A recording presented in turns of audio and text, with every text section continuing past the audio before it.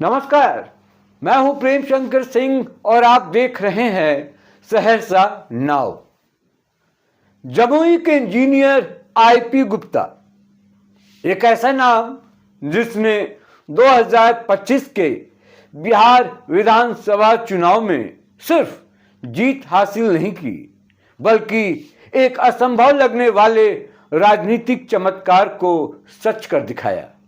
जब पूरा बिहार एनडीए की प्रचंड लहर में डूबा हुआ था, जब लोग मान चुके थे कि इस लहर के सामने कोई टिक नहीं सकता, जब विश्लेषक कह रहे थे कि इस बार तो बीजेपी जेडीयू सब कुछ समेट ले जाएगी, उसी समय सहरसा जैसी सीट पर बीजेपी के मजबूत उम्मीदवार आलोक रंजन को हराना कोई साधारण उपलब्धि नहीं थी। सहरसा, जहां नया चेहरा रास्ता भी नहीं बना पाता, वहां इस तरह की जीत, वो भी एनडीए की हवा के खिलाफ, ये बताती है कि आईपी गुप्ता कोई सामान्य उम्मीदवार नहीं थे, बल्कि जमीन का नेता, समाज का प्रतिनिधि और भविष्य की राजनीति का उभरता हुआ चेहरा है।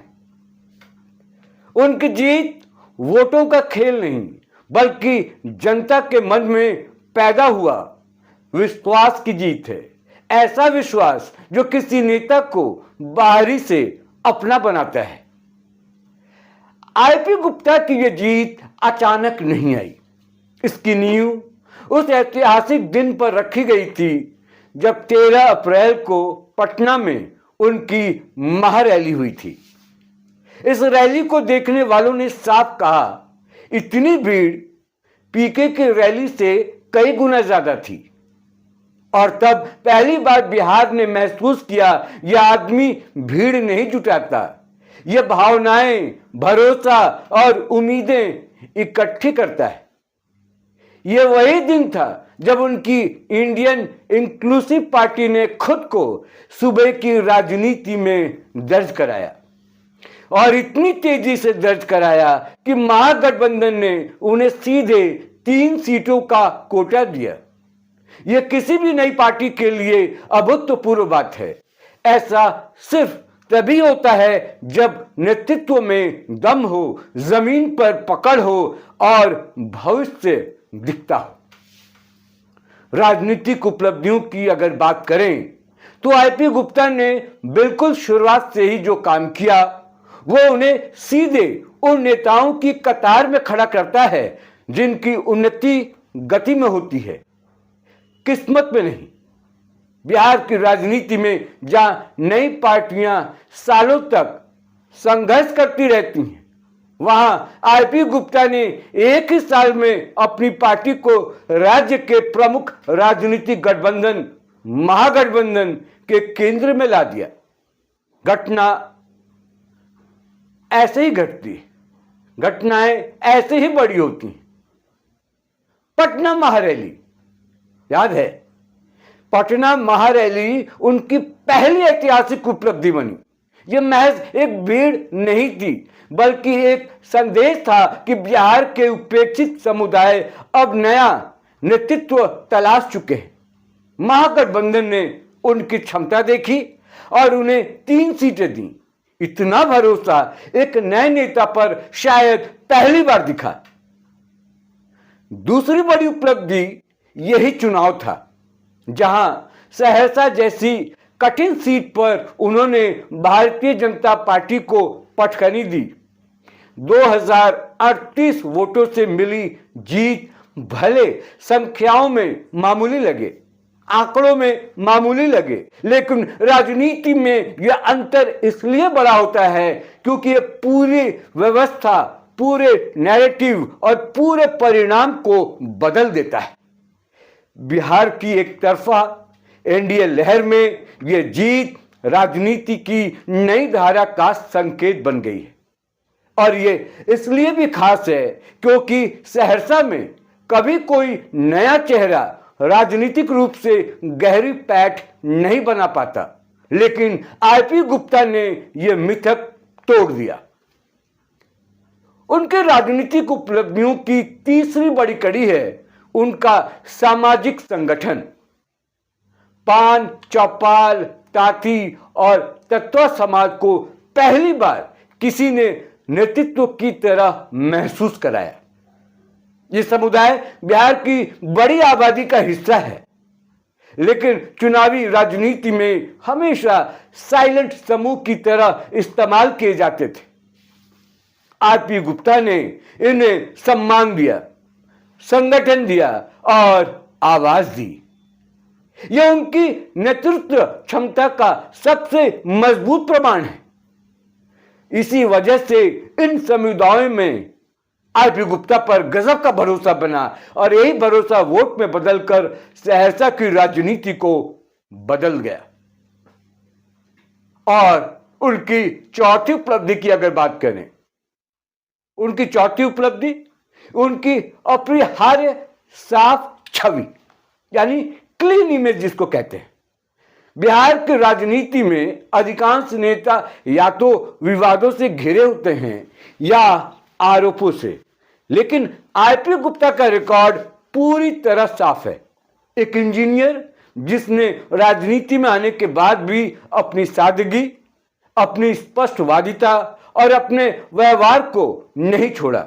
यह उनकी सबसे बड़ी ताकत है, क्योंकि आज की राजनीति में साफ छवि सबसे मजबूत पूंजी। अब उनकी जीत को थोड़ी गहराई से समझते हैं। सहरसा में आलोक रंजन को हराना इतना आसान क्यों नहीं था, यह समझिए। क्योंकि आलोक रंजन सिर्फ बीजेपी के उम्मीदवार नहीं थे, वो एक स्थापित नाम थे। उनके पीछे पार्टी का बड़ा संगठन था, एनडीए का माहौल था और मुख्यमंत्री तक का अप्रत्यक्ष समर्थन था। ऐसे में एक नए चेहरे का ये जीत जाना बताता है, यानी कि जो ये जीत है, ये पूरी उनकी जो लड़ाई है आरपी गुप्ता की, वो बताता है कि यह लड़ाई संगठन बनाम संगठन नहीं थी, बल्कि नेतृत्व बनाम व्यवस्था थी। और जब जनता व्यवस्था को नहीं, नेतृत्व को चुन ले, तो बड़े से बड़ा नेता भी हार जाता है। आरपी गुप्ता ने अपनी राजनीतिक यात्रा में जो 5 मुख्य बातें की, वही उन्हें अलग बनाती है। पहली, उन्होंने समाज के उपेक्षित जो वर्ग हैं, उनको सम्मान दिया। दूसरी, उन्होंने अपनी पार्टी में युवाओं को जगह दी। तीसरी, उन्होंने हर सभा में स्थानीय मुद्दों को प्राथमिकता दी। चौथी, उन्होंने बिना किसी आक्रामकता के बहुत स्पष्ट भाषा में राजनीति की। और पांचवी, उन्होंने कभी भी दूसरों को बदनाम करने वाली राजनीति नहीं की। जीत के बाद अगर मैं उनके बयान की बात करूं, तो उन्होंने क्या बयान दिया? मैं अब बाहरी नहीं हूं, सहरसा का अपना प्रतिनिधि हूं। यह सिर्फ एक वाक्य नहीं था, एक सेंटेंस में इसको हम नहीं बांध सकते। यह एक इमोशनल मैसेज था, भावनात्मक संदेश था, जिसने सहरसा की जनता को उनसे जोड़ दिया। कई लोग कह रहे थे कि वो जमुई के हैं, लेकिन चुनाव के दौरान, अब जीत के बाद यह धारणा पूरी तरह बदल चुकी है। अगर नहीं बदली है तो बदल लीजिए। जनता ने उन्हें अपना माना और अब वो खुद को उन्हीं के बीच खड़ा नेता मानते हैं। उनके पैतृक गांव पटौना में जिस तरह लड्डू बटे, महिलाओं ने खुशी जताई, बुजुर्गों ने आशीर्वाद दिया, यह बताता है कि आरपी गुप्ता की जीत सिर्फ राजनीतिक नहीं, सामाजिक स्तर पर भी बेहद अहम है। उनका परिवार गरीबी और संघर्ष का प्रतीक रहा है। पेशे से इंजीनियर होने के बावजूद उन्होंने समाज से अपना रिश्ता कभी नहीं तोड़ा। यही कारण है कि उनकी जीत को गांव में लोग सिर्फ एमएलए या विधायक बनने की घटना नहीं मानते, बल्कि अपने संघर्ष की जीत मान रहे हैं। उनकी जीत तब और बड़ी हो जाती है जब हम इस चुनाव के दूसरे बड़े घटनाक्रम को देखते हैं। बरहट में पूर्व केंद्रीय मंत्री जयप्रकाश नारायण यादव की हार। उनकी हार से पूरा पैतृक इलाका मायूस था। वही पतौना में जश्न, यानी कि एक तरफ मायूसी, वहीं पतौना में जश्न मनाया जा रहा था। यह चुनाव परिणाम सिर्फ सीटों की लड़ाई नहीं था, बल्कि एक युगांतकारी संदेश था कि बिहार अब नए नेतृत्व की ओर बढ़ रहा है। पुरानी राजनीति कमजोर हो रही है और नई राजनीति जन्म ले रही है। खासकर मैं सहरसा की बात कर रहा हूं। अब सवाल आता है, आईपी गुप्ता की आगे की रणनीति क्या होगी? ये तो बात हो गई जीत की, उनकी राजनीति की। अब बात हो रही है कि उनके आगे की राजनीति अब क्या होगी। सबके मन में यह सवाल आ रहा है। देखिए, बहुत साफ है, उन्हें 3-4 बड़े कदम उठाने होंगे। ये मेरा व्यक्तिगत सलाह समझ लीजिए, या मुझे जो समझ में आ रहा है मैं वो आपसे शेयर कर रहा हूं। पहला, सहरसा में बहुत तेजी से ठोस काम करना।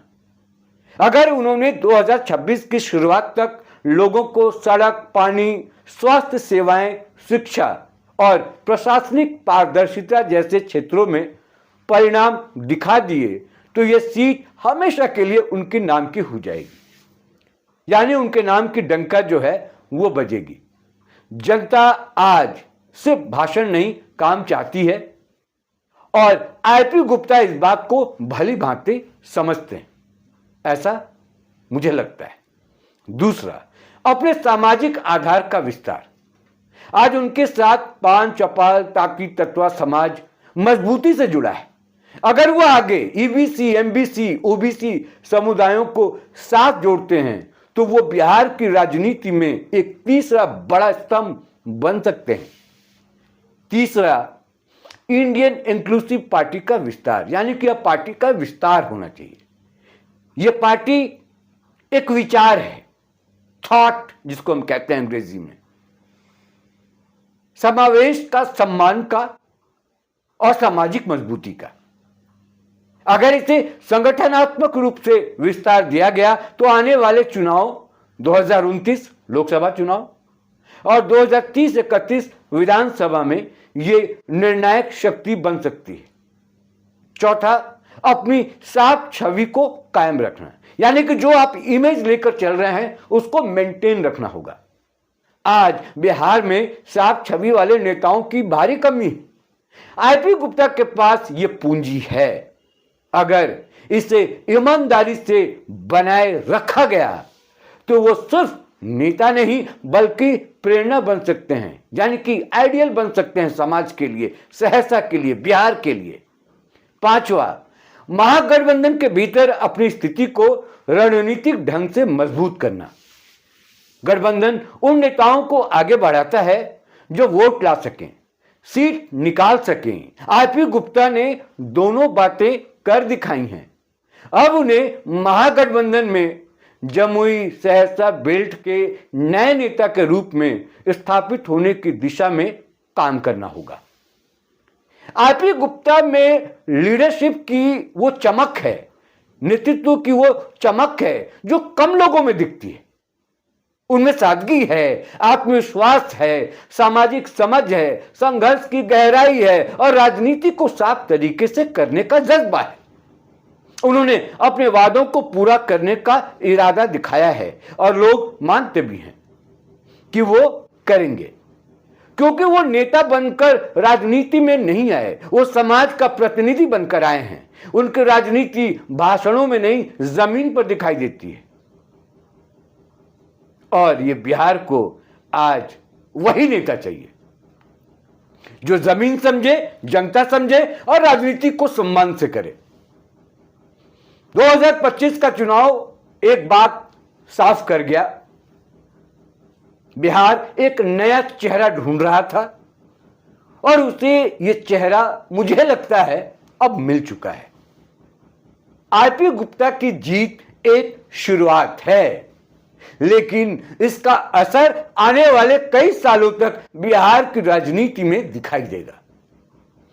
सहरसा से निकला ये नेता जिस रफ्तार से आगे बढ़ रहा है वो आने वाले समय में बिहार की राजनीति का एक बड़ा नाम बनने की क्षमता रखता है।